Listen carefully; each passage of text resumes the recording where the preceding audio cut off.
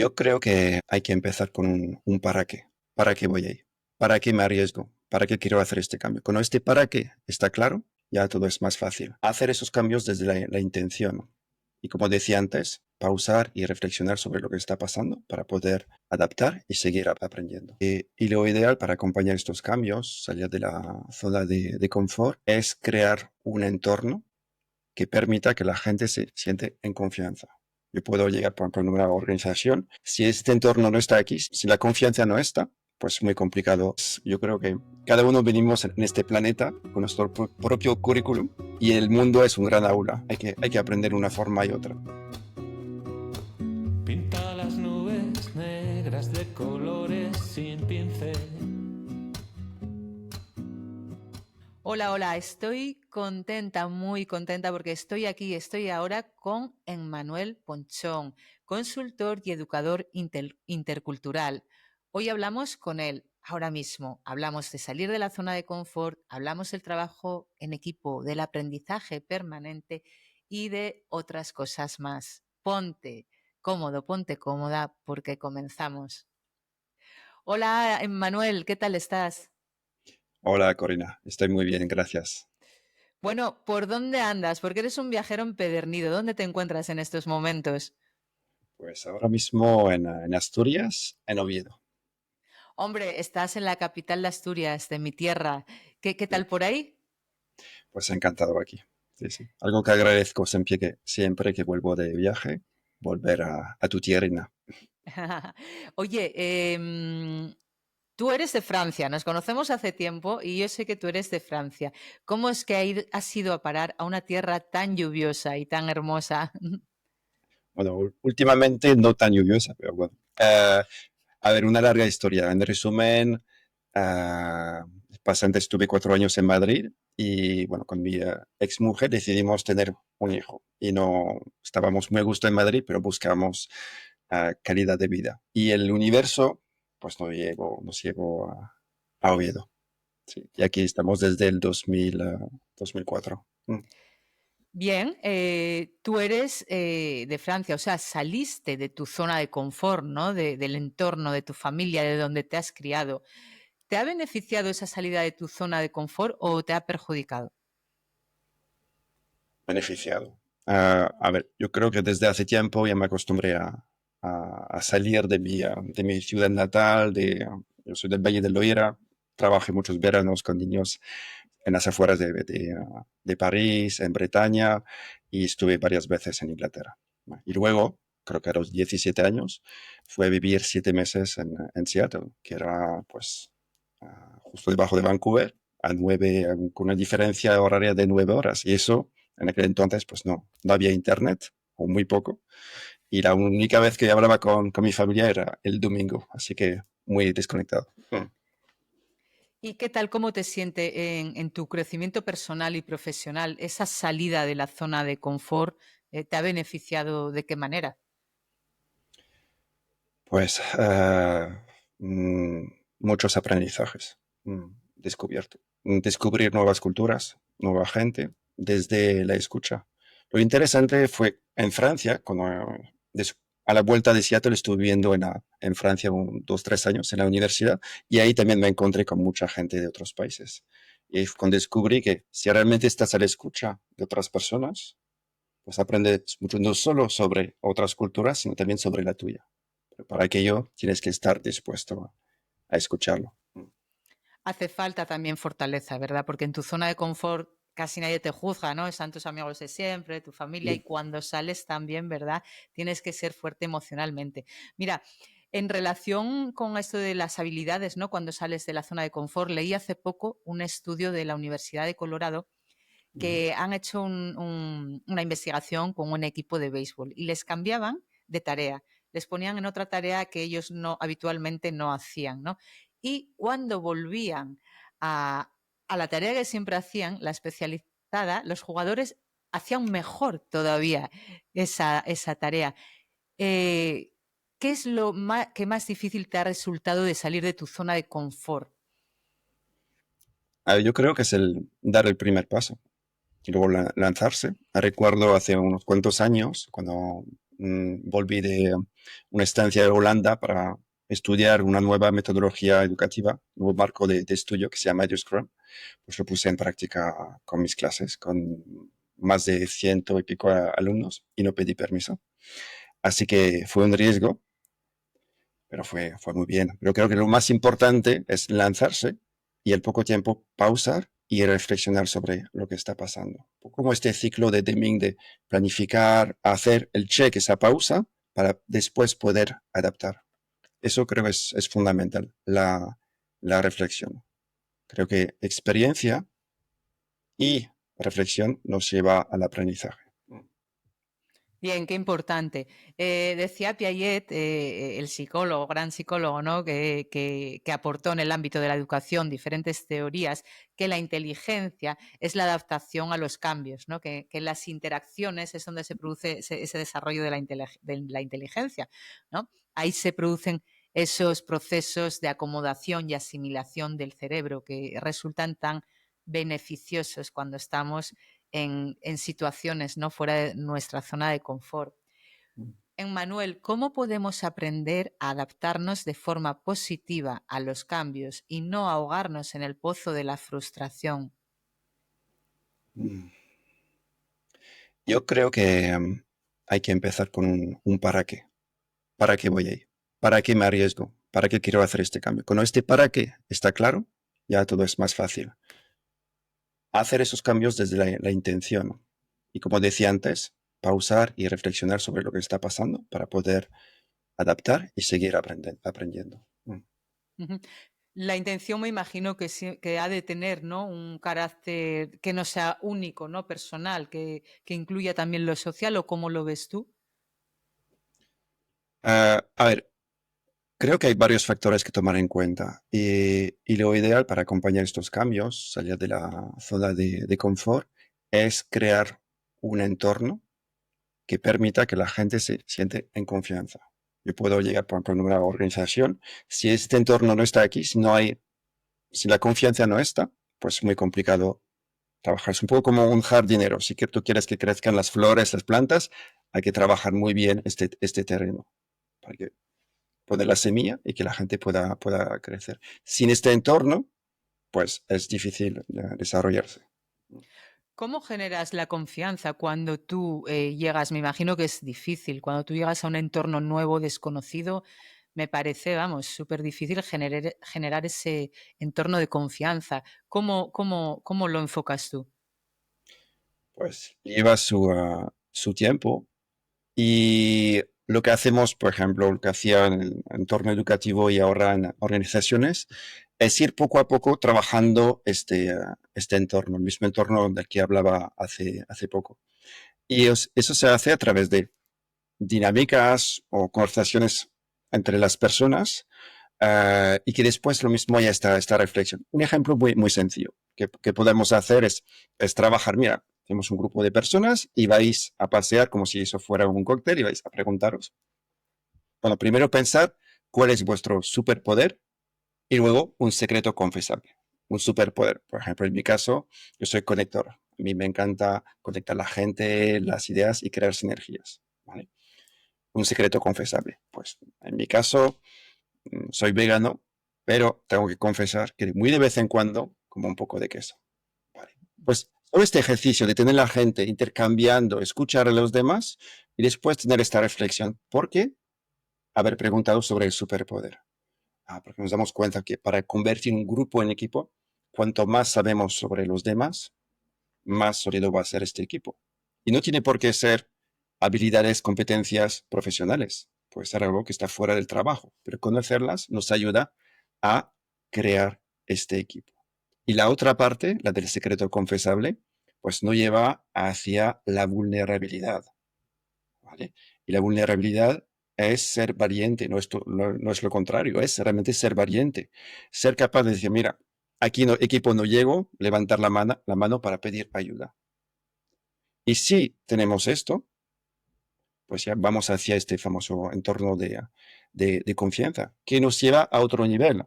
Eso tiene que ver, es la pirámide de Lencioni, de los equipos disfuncionales, y el siguiente nivel es la conflictos constructivos. Si tenemos esta base, la confianza, pues entonces podemos tener estas conversaciones difíciles en las cuales no vamos a buscar lo que no funciona, sino cuéntame más qué hay para entender a los demás y que nos lleve a acciones.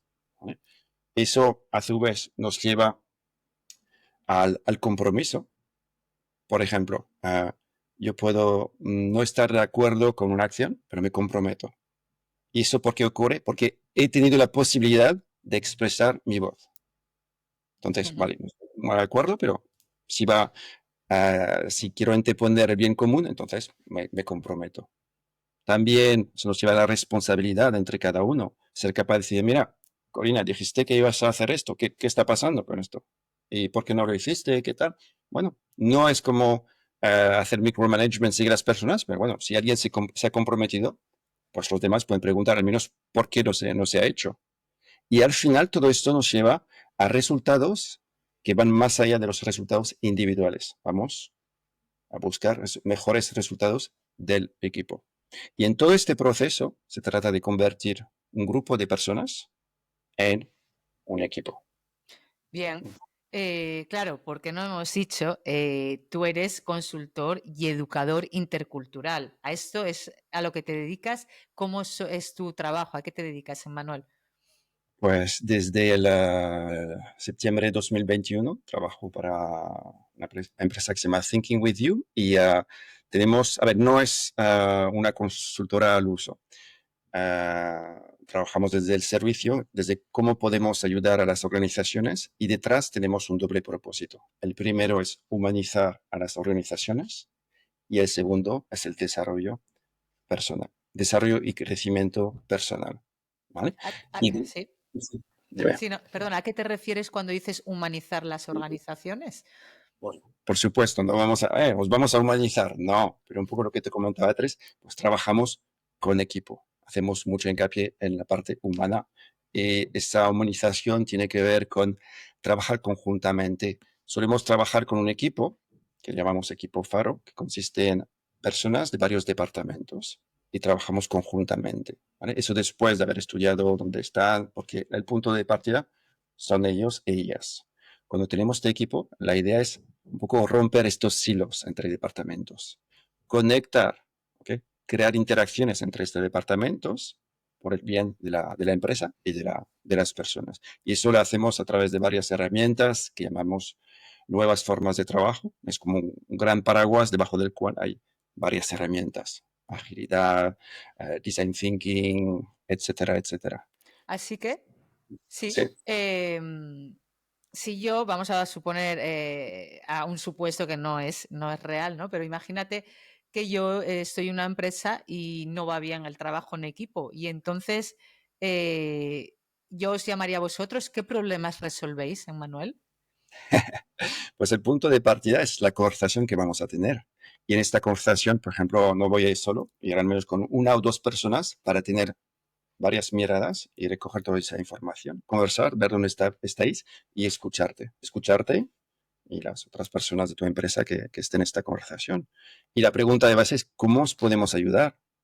¿Vale? Y cuando tenemos este entendimiento, pues desde ahí nos hacemos una propuesta y sigue, pero no es una propuesta fija, es otra parte de la misma conversación. Seguimos trabajando en iteraciones hasta que decidimos realmente trabajar conjuntamente. ¿Qué tipos de problemas dais respuesta, por ejemplo? Pues mucho tiene que ver con la comunicación, lo que comentaba antes, los silos, estas barreras entre los varios departamentos. A veces es falta de seguridad psicológica, tema de procesos, que hay muchos desperdicios. mm, sí, más cosas, pero bueno, en general se suelen resumir en estos. Bien.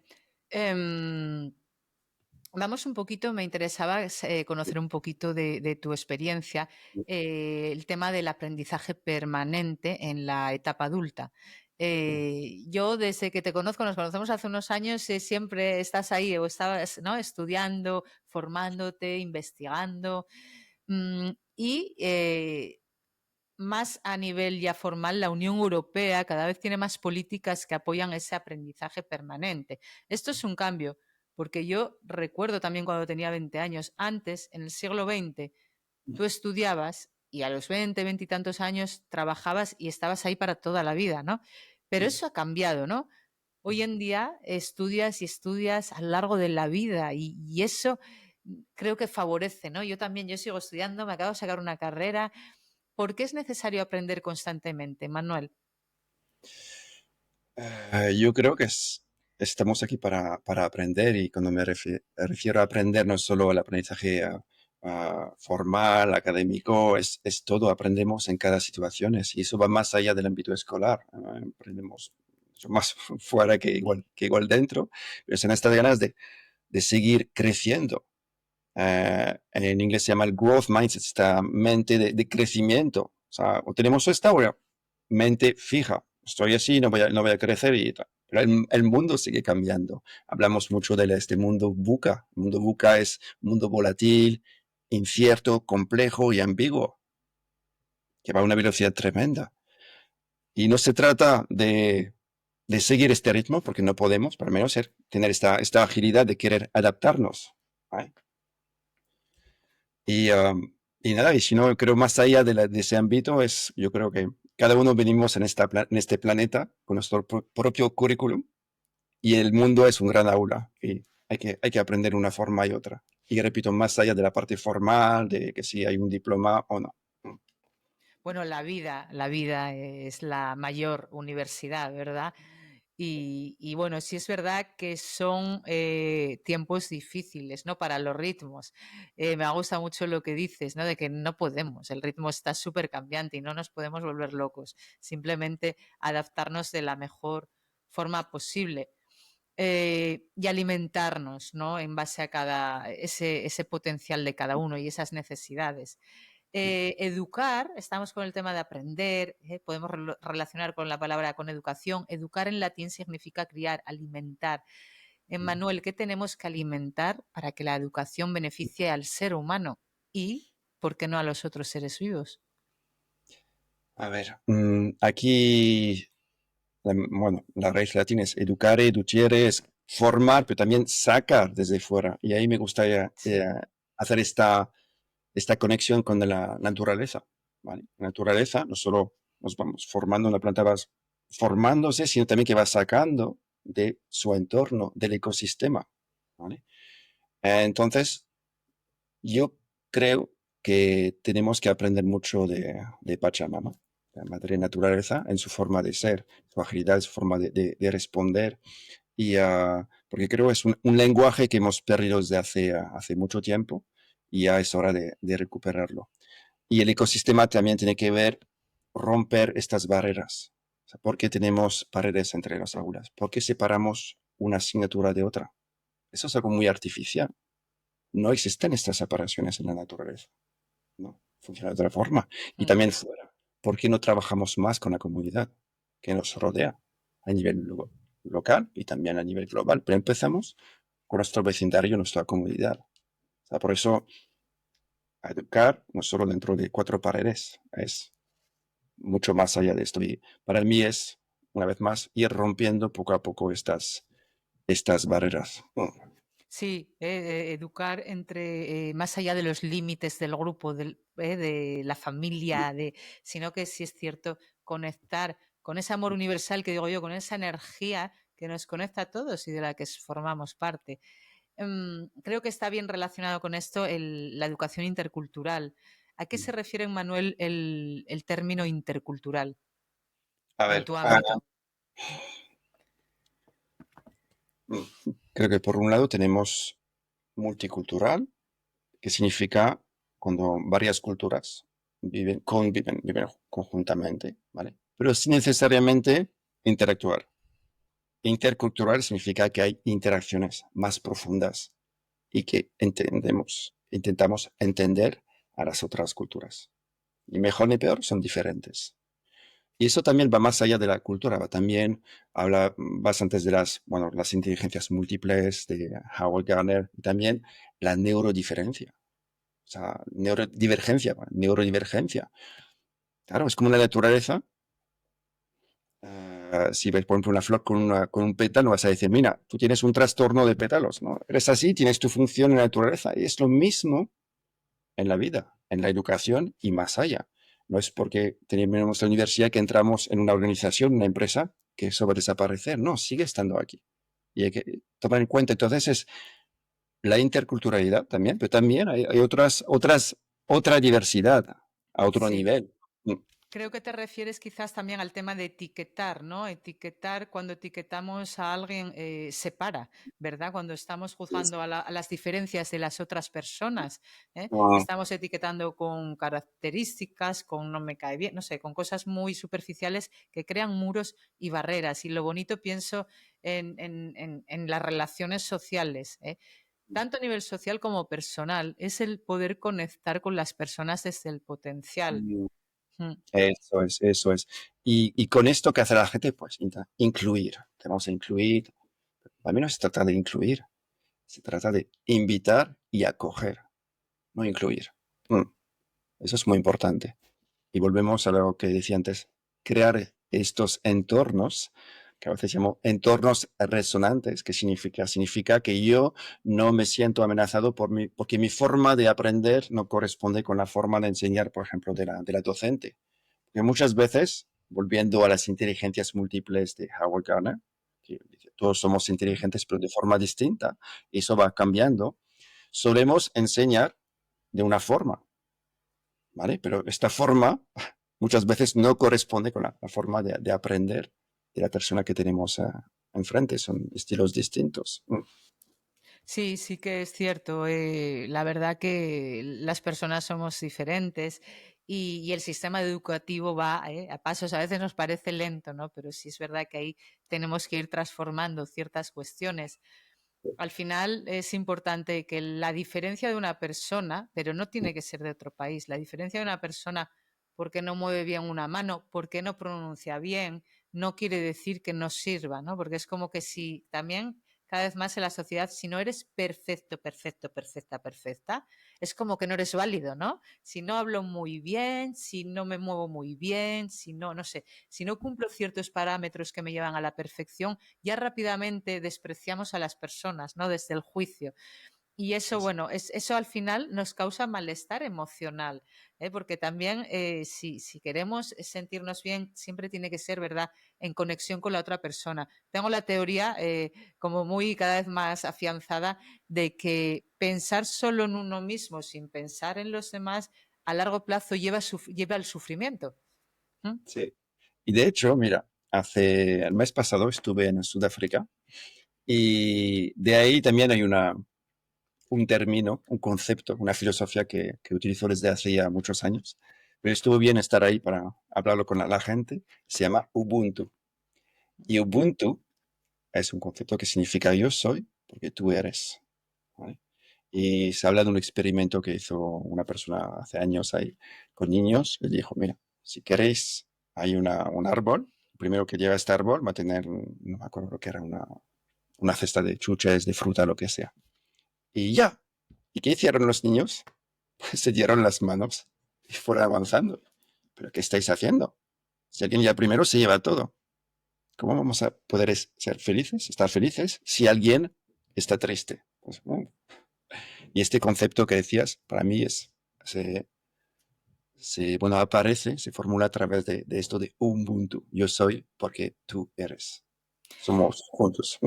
Eso creo que es la esencia, ¿no?, de la plenitud de las personas. Lo que pasa que vamos un poco a contracorriente, porque también tenemos una cultura más audiovisual, quizás donde es el segundo agente, ya se dice incluso primero, ¿no? Las pantallas de educación han superado ya a la familia. Entonces, sí es cierto que, claro, hay ciertos tipos de programas muy vistos en España, ¿no?, que fomentan ese juicio, esa diferencia, esa acusación, ¿no?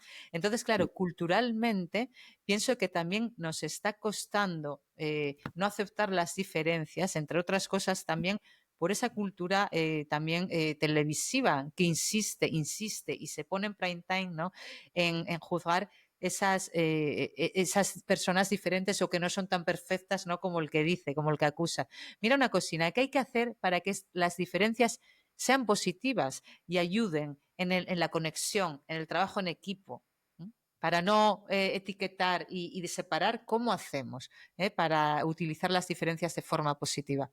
Pues para mí hay que crear estos espacios donde eso pueda ocurrir de verdad, estos encuentros, donde la gente pueda acercarse para ver realmente a las demás personas, que haya un propósito, un para qué, y como decía antes, lo repito, que haya momentos de reflexión y que eso salga de los participantes. ¿Vale? Puede ser un proyecto particular para trabajar con una comunidad, por ejemplo, pues no solo es lo que se consigue al final, es cómo ha sido el proceso, cómo lo hemos vivido, qué podríamos mejorar. Volvemos un poco al ciclo de Deming de PDCA, planificar, hacer, check, pausamos, qué podemos mejorar y adaptar y actuar. Entonces, sí, eso te contesto de forma muy genérica, pero bueno, habría que buscar un ejemplo muy concreto, pero tiene que ver con generar estos encuentros en un entorno lo más seguro posible, ¿vale? Y a partir de ahí, reflexionar sobre ello y dar visibilidad también a lo que está pasando. Generar encuentros, me imagino que trabajar con lo que ya decías, con la confianza, con la empatía, con la Ujú. escucha, con la aceptación de las diferencias, ¿verdad? ¿Qué pautas le darías a un equipo intercultural que está comenzando a trabajar? Empezar con una mente de principiante, desde la curiosidad, como un niño, a estar dispuesta a asombrarse. ¿Vale? Mira, una, el año pasado descubrí un proyecto, un movimiento que tiene lugar en India y me enamoré. Es una cosa increíble que tiene impactos en millones de niños por toda India. Y eso empezó con una idea de una persona, un tal Ramji, que veía una escuela en un Shangri-La, en un paraíso natural. Al final empezaron en un desierto con tres, cuatro personas que no tenían nada que ver con la educación y después de unos años, ahora llevan 25 años, este desierto se ha convertido en un paraíso natural. Hay no sé cuántas especies de aves y tal, y acogen cada día 500, 600 niños viniendo de pueblos de casi toda India. Y además se mueven por toda India, generando pues este impacto. Y detrás de esto, ahí voy, tienen una frase muy sencilla que se aplica a todos los niveles. Y leí el libro, hablé con las personas, es increíble todo lo que ha pasado en estos 25 años, pero eso se resume en esto. Ah, ajá, jaja. Tres partes. Y la primera, ah, es el asombro. Cuando tú vas, por ejemplo, va por el bosque, ves una gota que cae de una, de una hoja o ves, no sé, un experimento y como, wow, wow, te sorprende, te asombras. Eso es el punto de partida. Para eso hace falta curiosidad. Y a partir de ahí, eso es fundamental para cualquier aprendizaje. Y a partir de ahí, preguntamos, si hacemos, por ejemplo, un experimento aquí, pero eso podría reproducirse fuera, o hacer algo de magia, porque lo hace Corina, o podría hacerlo también con otros elementos, hasta que un momento todo haga clic. Y esto es el ajá. Ay, me doy cuenta, todo encaja, todo tiene sentido. Y después, muy importante, el jaja.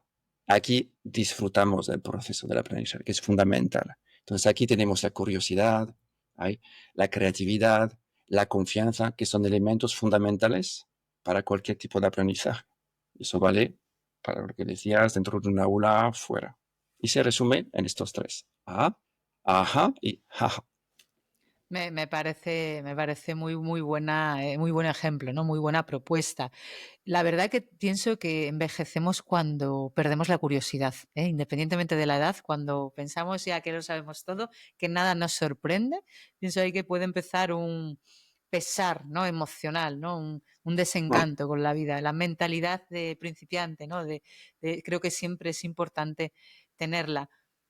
Volviendo al tema de las organizaciones, la educación intercultural, ujú. ¿qué impacto has visto tú en las organizaciones con las que has trabajado cuando habéis, vamos, entrenado, trabajado en este sentido de la educación intercultural. ¿Qué cambios has visto? ¿Qué mejoras?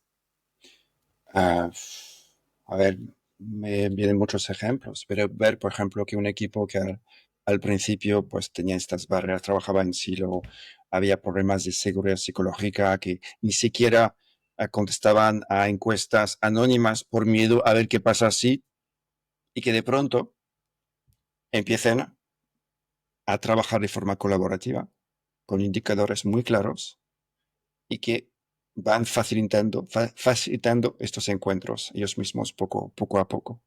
Y ahí vemos creatividad, colaboración y también resultados. Uh, o sea, hay transformaciones muy emocionantes. Ver dónde partimos y dónde llegamos, y eso sigue. La transformación no es, ahí paramos, hemos conseguido, es mejora continua. Entonces, ese tipo de ejemplos. Ya me viene uno del año pasado, justamente donde había esta falta de seguridad psicológica. Había como chismorreos, mal ambiente, tensiones muy fuertes. Y estuvimos ahí, en presencial, trabajamos con ellos, priorizamos acciones y les acompañamos después. Luego después online, porque es un sitio que es bastante remoto. Y de vez en cuando volvemos con ellos y vemos la diferencia. Se nota a nivel energético. De hecho, cuando entramos en la oficina, algo ha pasado. Y eso lo mismo puede pasar en un aula que dentro de una organización. Qué gratificante, ¿verdad? El poder vivir esa transformación. Sí. Bueno, es ahora el momento de conocerte un poco más, Emmanuel. Te voy a hacer así vamos a hacer así unas preguntitas un poco más informales, ¿bien? Bueno, agárrate, deja tu mente de principiante que responda lo que tenga que responder y te quería plantear, si Sí. pudieras invitar a una especie animal para que hablara en tu podcast, ¿qué animal elegirías y qué le preguntarías?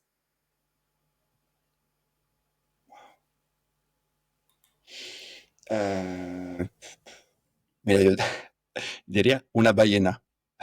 Ah, Sí, es un animal que siempre me ha fascinado y me gustaría preguntarle y qué se siente ahí, estar en esas profundidades. ¿Qué se siente? Cuéntame. Mm. ¿Qué ves? ¿Qué observas?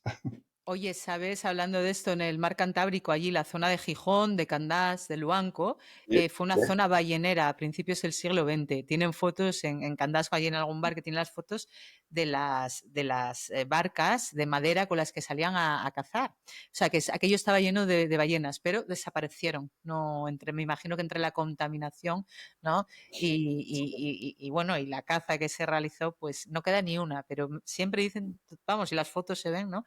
Que aquello estaba lleno de ballenas. Bien, vamos a pensar ahora que organizas un picnic, que puedes organizar un picnic con Vale. personas de cualquier cultura del mundo. ¿Qué comida típica de cada país llevaríais? Ah, pues que sea una sorpresa. Que cada uno venga con algo para compartir, para sorprender. Sí. Bien. Pero que lo presente, mira, os he traído esto porque... Y que lo cuente. Si tuvieras que elegir un personaje histórico para que te acompañe en un proyecto de Mm, trabajo de equipo, ¿a quién llamarías a ese trabajo? No tiene por qué estar vivo. No, no, no está vivo. Mira, hace poco, como te comenté, estuve en Sudáfrica y espero que dentro de poco en India también. Entonces, un personaje que hizo este viaje es Gandhi. Ah, hombre. Me, me encantaría tener a Gandhi para acompañarnos y para que podamos aprender de él. Sí. Joder, seguro que haríais una labor extraordinaria con Gandhi en el equipo. Vaya que sí. A mí me gustaría mucho en mi equipo de trabajo tener a Leonardo da Vinci, porque Ah, también una persona tan creativa, ¿verdad? Que es extraordinario.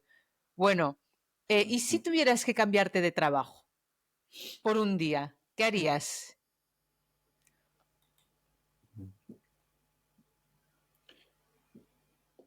Pues lo primero que me viene sería, no sé cómo se llama, no sé si es jardinero, pero me veo en Japón, en esos jardines zen, y claro, un día no voy a aprender gran cosa, pero al menos estar ahí y observar ahí Sí, cómo qué se hace, cómo se hace es el bonito. ritual. Sí. Mm. En los bonsáis, los bonsáis. Un gran amigo de mi padre es muy experto de toda la vida en bonsáis y viaja ahí a Japón y es la calma, o sea, es una obra de arte, ¿no? Cuando trabajan en ese sentido. Bueno, volviendo al tema de las organizaciones y los países diferentes que vas visitando, porque tú te mueves por todos los continentes. Emmanuel, ¿qué diferencias culturales más llamativas ves en el trabajo en equipo en los países que has visitado? Ah, mira, hace unos años empezamos a trabajar con una organización en Inglaterra, Reino Unido, y fue impresionante porque estamos acostumbrados aquí en España. Bueno, quedamos a las 12, Ajá. 12 y eso, tal. Bueno, no siempre, pero muchas veces es el tema de la puntualidad y tal. En ese caso me acuerdo que llegamos y teníamos previsto empezar a la 1, pero ellos tenían reuniones toda la mañana hasta las 12, 12 y cuarto. Claro, tiempo de comer y tal. Imposible empezar a la 1. Entramos a la sala a las 12:58, todos ahí, sentados. Qué pasada, qué pasada. Y muy, ¿qué hay que hacer? Lo hacemos. Lo hemos hecho, ¿vale? Pero ¿os ha servido? Sí, sí, sí. Es muy así, tac, tac, tac, tac. Y cuidado, es también no solo la cultura del país, es la cultura de la empresa. Son las Claro, dos cosas. Hay que tener en cuenta la cultura empresarial y también la cultura del país en el que está. Y es muy interesante cuando tenemos este entorno internacional, dentro de una empresa, ver cómo estas interacciones. Por ejemplo, un alemán necesita su Excel de 50.000 páginas y otra persona es interesante. Y ahora, mira, me acaba de venir una cosa sobre el cambio de cultura. Me acuerdo, una de las últimas formaciones que hice una de mis antiguas empresas en Madrid era con una persona de una empresa de construcción y la persona de recursos humanos, una persona súper estricta que tiene que saber, bueno, cómo se va a hacer. Alguna nos estaban probando.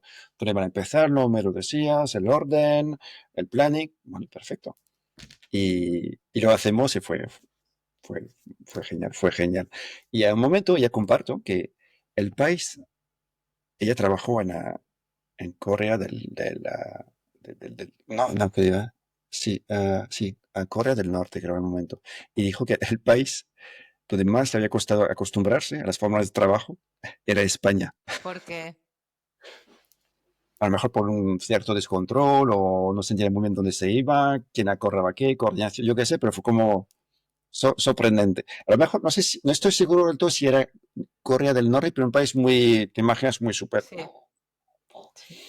Entonces a veces te puede sorprender. Mm. Me parece muy enriquecedor porque, claro, si estás siempre en la misma cultura, que también está bien, cada uno tenemos un camino diferente, ¿verdad? No hay una verdad única ni para disfrutar ni para ser feliz, pero a mí me gusta mucho conocer culturas diferentes porque te abre la mente, porque a veces tú estás haciendo una cosa de una forma y ves que se pueden hacer las cosas de otra forma y eso a mí está muy bien, creo que es muy sano. Bueno. Em, Una dime, cosa sobre, sí, una cosa, como decía antes, no solo se aprende sobre los demás, se aprende mucho sobre uno mismo. Yo, en Francia, estuve en Francia, estaba en una universidad, había gente Erasmus, no solo de Europa, también del mundo entero, y aprendí mucho sobre mi cultura al escucharles. Porque si estás dispuesto a escuchar y realmente quieres entenderlo, es como, wow. Porque si te digo, por ejemplo, mira, háblame un poco de tu cultura en España, cuando comentamos, nos quedamos muy en la superficie. Pero si una persona llega aquí observando y tal, pues va profundizando. Es un poco como el iceberg. mm, Lo que vemos, lo que hay detrás. Esta cultura, estos distintos niveles. Mm. sí. Al final, pues ese compartir, ¿verdad? Es enriquecedor de alguna forma y la escucha es tan importante. Van pasando las décadas, los años, ¿verdad? Los días, porque como todo evoluciona tan rápidamente y las necesidades van cambiando. Refiriéndonos a las organizaciones otra vez, en este siglo XXI, ¿qué necesidades básicas tienen las organizaciones para adaptarse a esta era tecnológica y de crisis medioambiental?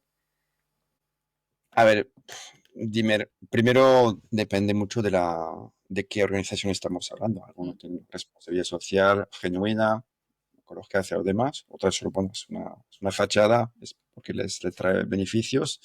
Depende mismo del para qué, de la intención que hay detrás de cada organización. Em, yo creo que el punto de partida es darnos cuenta, darnos cuenta de lo que estamos haciendo, lo que estamos generando y cómo podemos cambiar este impacto medioambiental en este caso, porque mencionas esto. Am, Estar a la escucha también, no solo de las personas, sino también de tu comunidad, de las necesidades, de lo que está pasando, del impacto generado. Para mí es la escucha, no solo de esto, sino también de la naturaleza. Hace tiempo lo dije antes que hemos perdido nuestro lenguaje con esa naturaleza. Es el momento de volver a reconectar. Por lo tanto, estos objetivos de desarrollo sostenible de la ONU está muy bien, pero hay que ir más allá de esto. De hecho, hay que dar más de lo que recibimos de la naturaleza. Para mí esa palabra de gift, de regalo, es muy importante. Eh, es lo que se está haciendo es importante, pero creo que nunca es suficiente por todo lo que está pasando ahora y bueno, por dónde hemos llegado. ¿Nos podrías dar alguna idea para cuidar el medio ambiente? Porque no todo el mundo a veces se les ocurre. Mira, hace 2 años estaba yo de becaria en Segovia y cosas que yo hago habitualmente, como una, por ejemplo, que es la reutilización de envases. Yo no compro tuppers hace tiempo, sino que utilizo frascos, voy juntando, los hay grandes, pequeños, frascos que compro, ¿no? De alimentos envasados.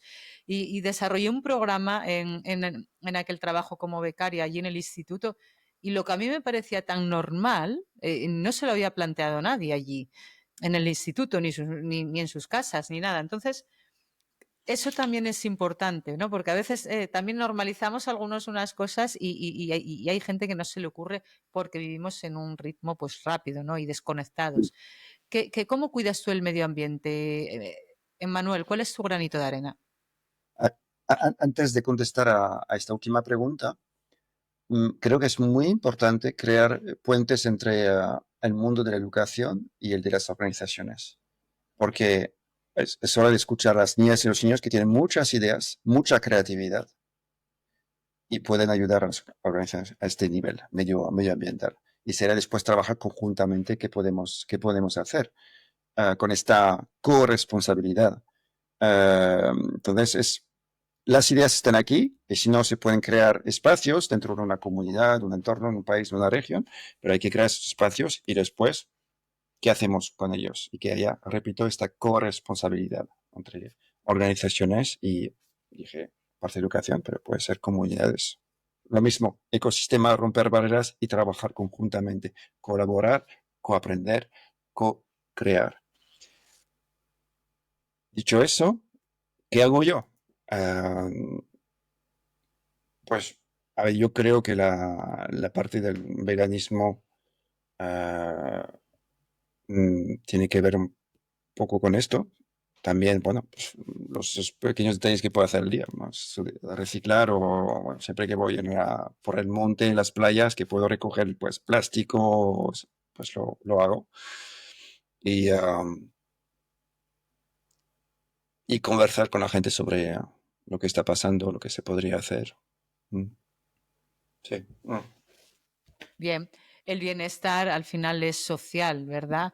Y ese social incluye a los otros seres vivos, ¿no? A las plantas, a los árboles, a los Sí. animales, y no sobra nadie y nos necesitamos todos y tenemos que cuidarnos. Mira, Rafael Vizquerra es investigador, igual lo conoces, y español en educación emocional, define dos tipos de bienestar, ¿no? Hablando sobre el bienestar.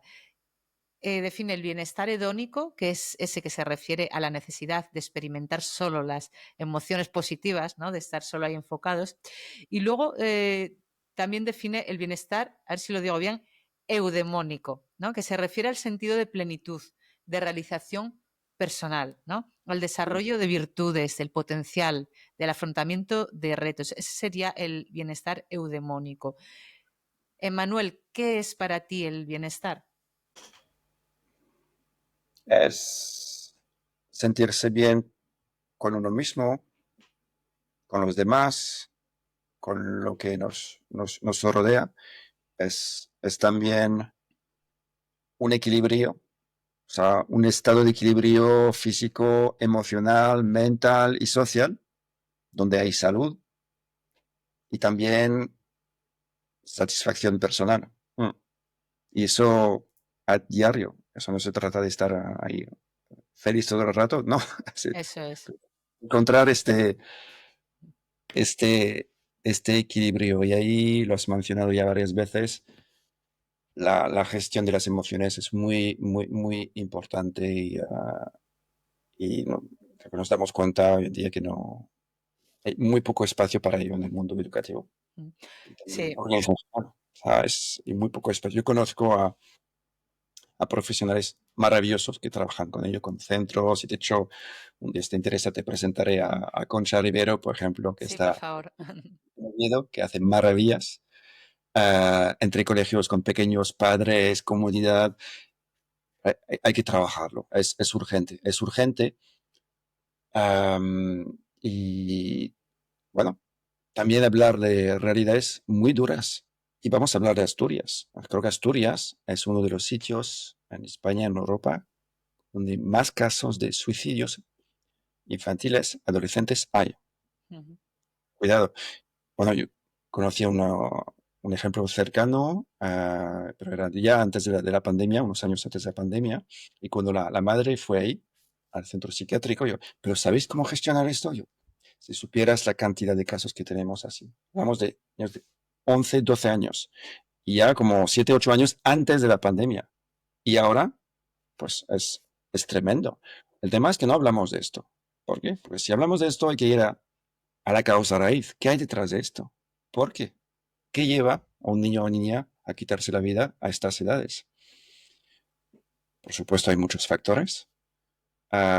Yo creo que uno de ellos se podría titular futurofobia.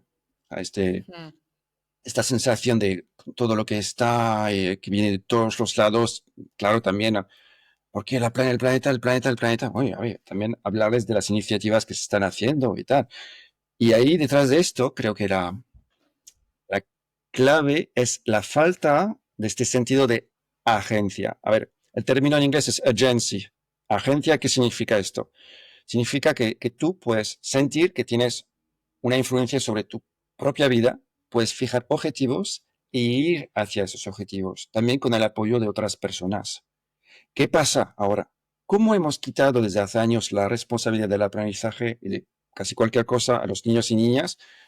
Pues se sienten sin poder, sin ese poder de esto. O sea, si añadimos toda esta presión, estas noticias horribles que pasan, más esta sensación que no puede hacer nada al respecto, pues eso nos lleva a angustia, depresiones y, insisto, es más complejo, hay otros factores. Yo creo que tiene mucho que ver con esto.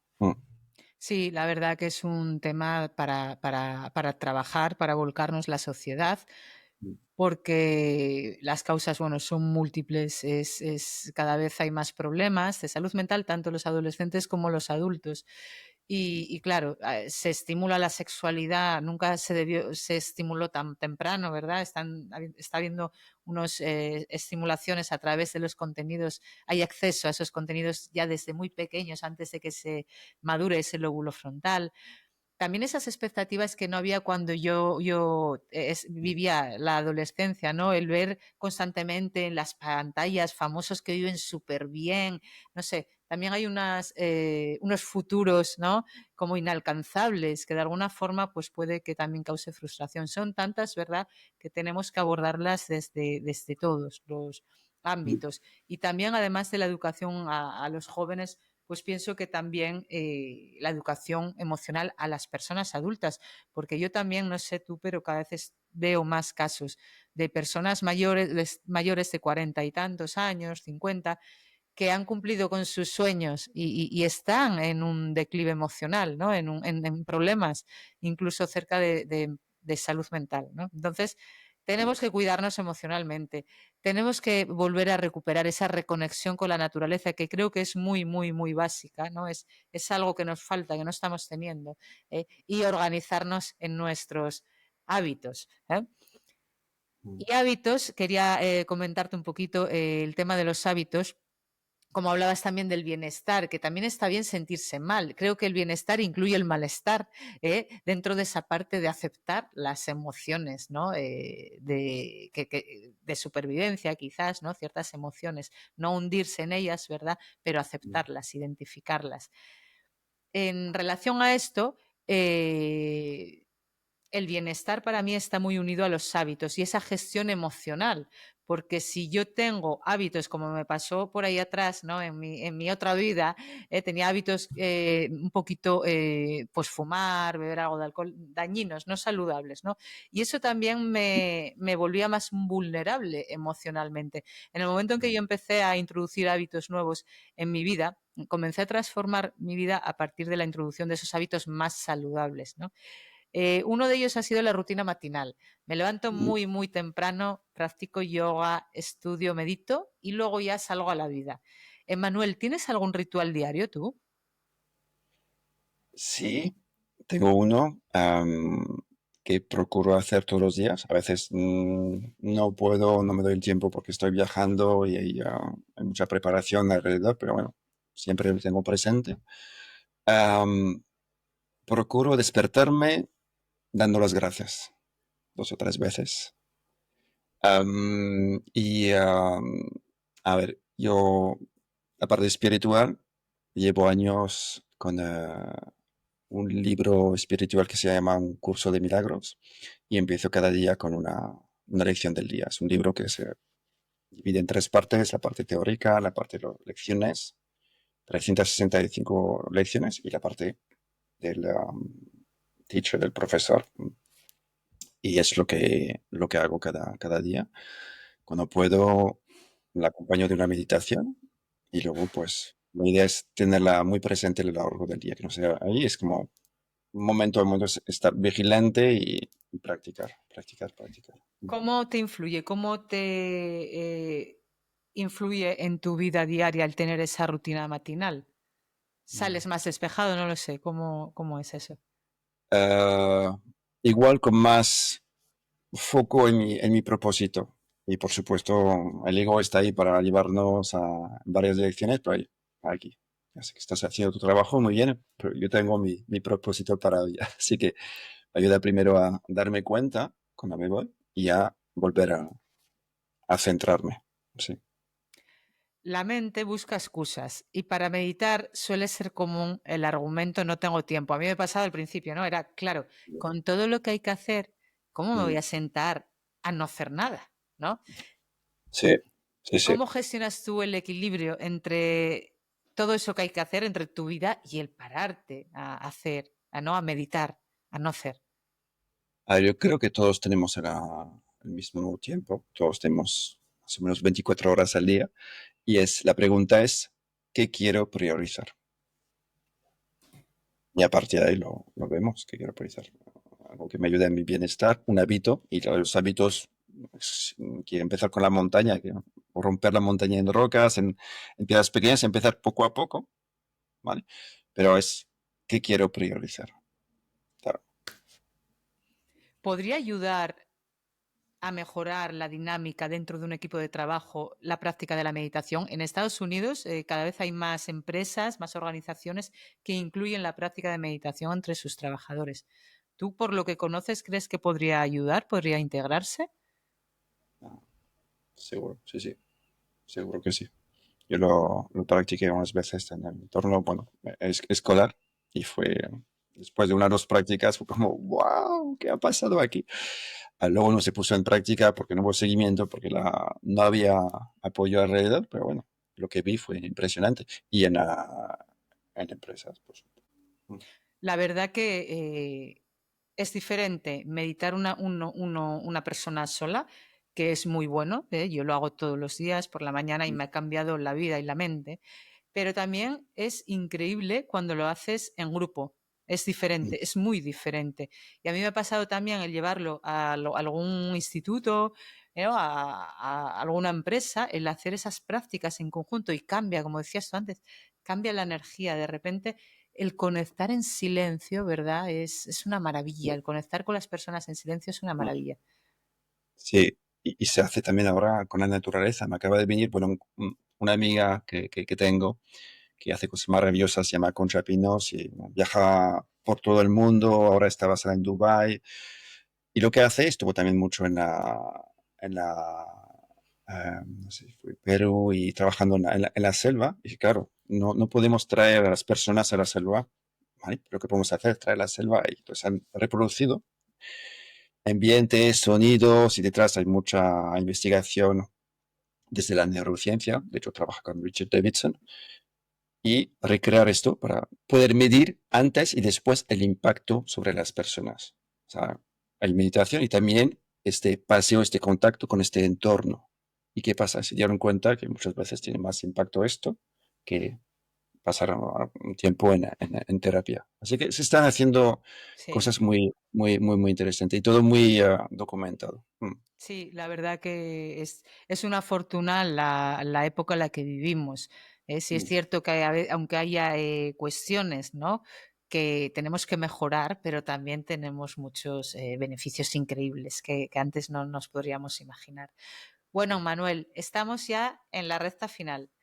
Y Ujú. entonces, como eres un meditador, un gran meditador, te quería proponer que finalicemos el programa realizando tú una meditación guiada, como de unos 3, 5 minutos, ¿te parece? Mm, ok. ¿Sí? Vale, Venga, pues tuyos son los micrófonos. vale, muy bien.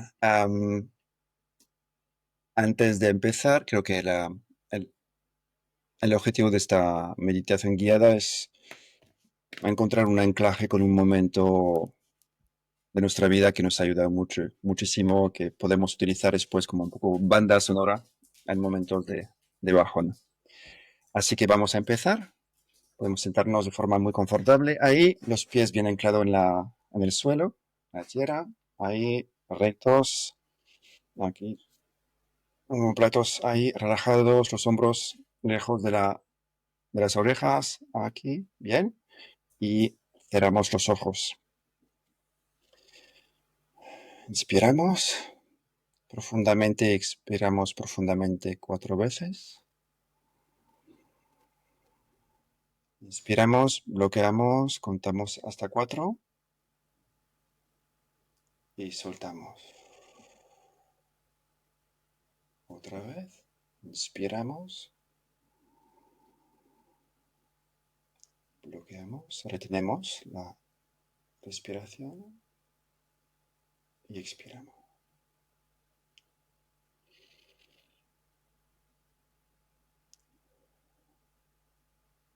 Bien. Vamos a hacer un pequeño escáner por el cuerpo para relajar posibles tensiones acumuladas, empezando por la corona de la cabeza, arriba del todo, y vamos bajando poco a poco por la frente, la cabeza, y cada vez que expiramos, soltamos cualquier tipo de tensión que podamos identificar. Y vamos bajando la frente, los ojos, los párpados suaves.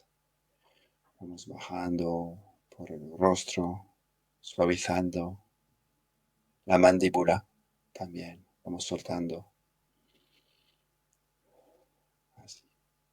Vamos bajando por el cuello, los hombros,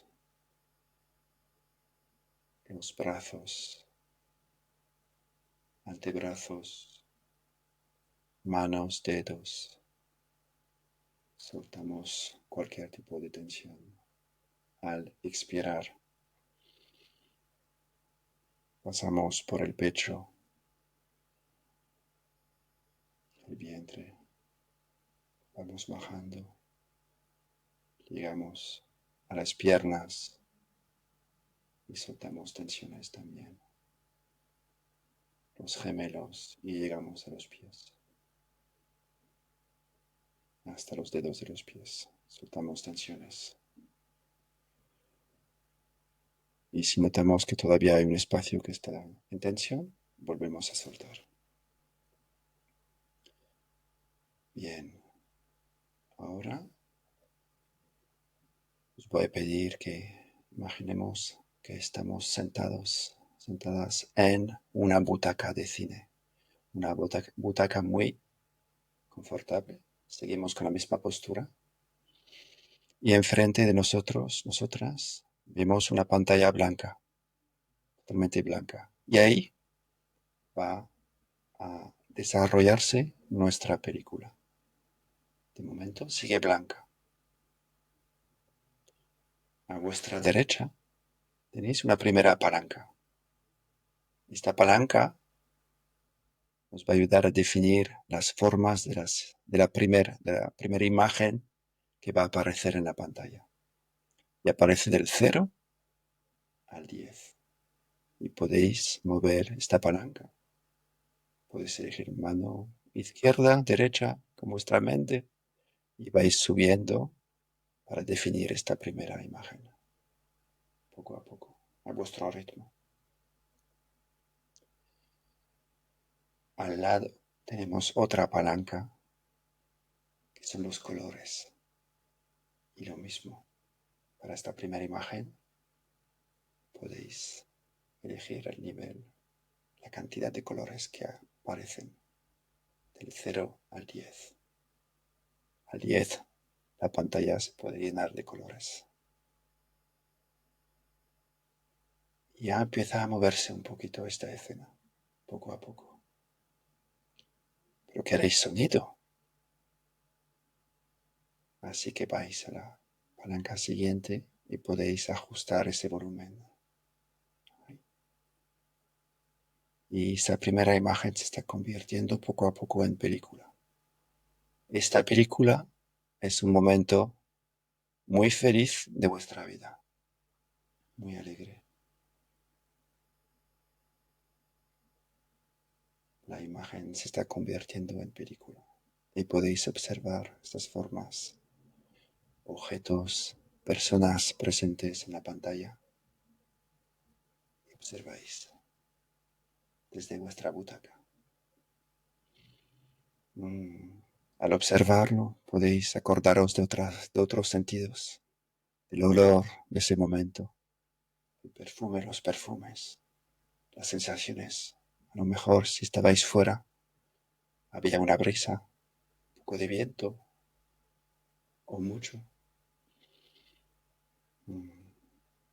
Volvéis a ese momento. Ahora podéis entrar poco a poco en vuestra pantalla e interactuar con la gente. Daros la vuelta y ver todo lo que os rodea.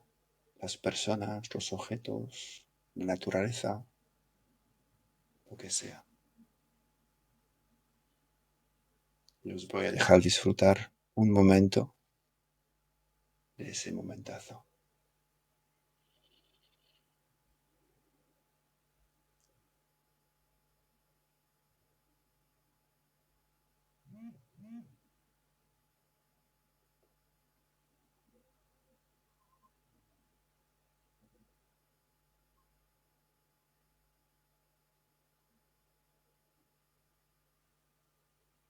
Bien.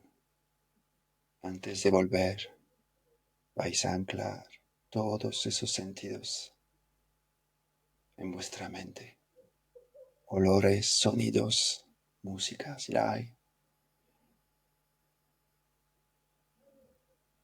todo lo que podéis ver, sentir, con la mente, el corazón. Así. Y poco a poco vais dejando esa pantalla y vais a volver a sentaros en vuestra butaca para observar la situación. Esos movimientos, sonidos, colores. Y poco a poco, en el orden que queráis, vais a volver a poner las palancas, la del sonido, de los colores, de las formas, las vais a volver a colocar al cero, a vuestro ritmo y en el orden que queráis.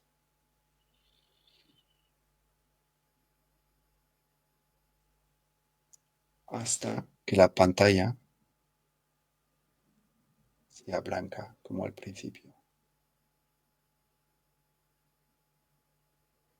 Y cuando lo hayáis hecho, volvéis a poner el foco en vuestra respiración y en esta sensación que os lleváis.